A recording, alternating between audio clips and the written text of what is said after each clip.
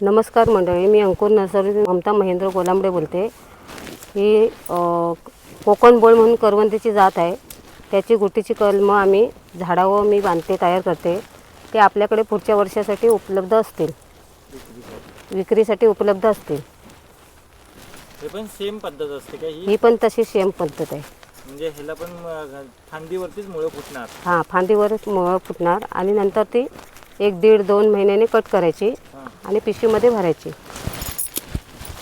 मग अशी नंतरला परत ही मोठी जाळी तयार होते ना त्याची? हां.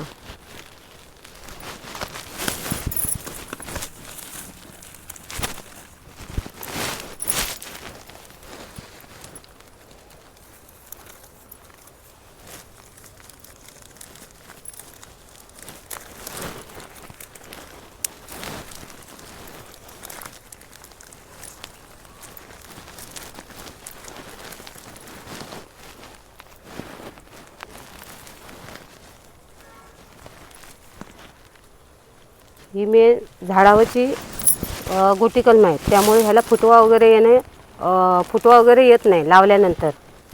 फुटवा म्हणजे काय? फुटवा म्हणजे जे मेन रोपाव बांधतात ना, तो कलम मरून जातो आणि त्याला फुटवा येतो. गुटी कलमाला फुटवा येत नाही. गुटी कलम म्हणजे त्याच झाडापासून तोच झाड? हां, तोच झाड तयार होतं.